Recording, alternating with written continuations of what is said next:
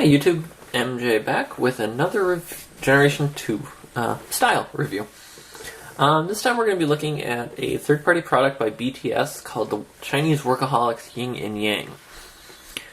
These are not directly Generation 2 figures. They're designed to be Constructicon type characters, minions for the Constructicons, so it's their the BTS Frenzy and Rumble redone in Constructicon colors. However, because it is such a vibrant, bright green and blue, I did pick them up to use as my Generation 2 Frenzy and Rumble. So I want to...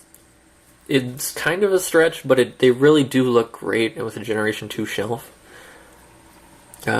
Transformation-wise on them is pretty simple.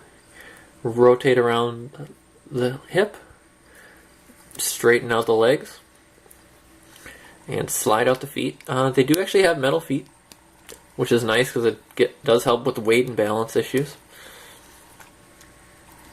Same thing on the other side. Arms, pull out and then rotate down the arms. This is probably my most hated part, is they have put a little tab here to pull out the hands. However, unless you have a decent nail, they stick really tightly. And we'll do the same thing on the other side. Flip it out and rotate it.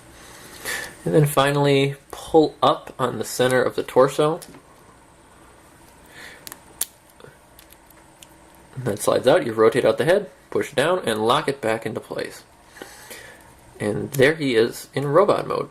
I did get my set discounted because they didn't come with the pile drivers. So I'm not going to be able to review those today. It's not a big deal for me one way or the other. Articulation on them is actually really good for considering they're little guys. You got a full rotation at the head. Rotation at the shoulder. There is a ball joint actually inside the shoulder, so you get full out, and then you're also going to get a little tiny bit of side to side, a little more depending on where your angle's at. It does have a double jointed elbow, which is nice. You're going to have to figure out what works to position the elbows because they are kind of in an odd shape.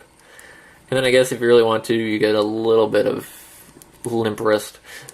Well, it's a tight joint, but you can move the wrist in that fashion.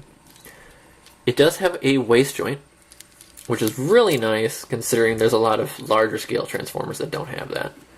Forward and back at the hip. Rotation at the thigh. It does have a double jointed knee, which gives you a really good range of motion for that.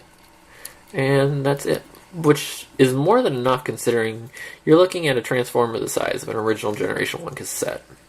And their cassette modes do actually fit into an original Generation 1 Soundwave, or Blaster, and of course BTS Sonicron, who these were designed to go with. Third party wise, they're about $30 for the pair. $25 if you go to, I believe it's Captured Prey. And you're going to get them, the pile drivers, and I think that's it. And then just the box, instructions, etc. They're definitely worth it if you're a cassette collector. If you're a Generation 2 collector, you can get them. They're kind of a stretch, but I like them for my set, and like I said, I got them quite a bit below retail because they're missing the pile drivers and they were loose.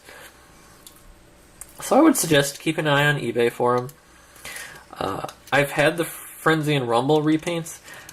Even though the mold is the exact same, I just didn't like them as Frenzy and Rumble, but I think they work as their own Generation 1 or Classic style Frenzy and Rumble, but I think as a Generation 2 one, they work very well, and it's probably the only one we'll ever see that would work with them. I want to thank you guys for tuning in, and we'll see you tomorrow.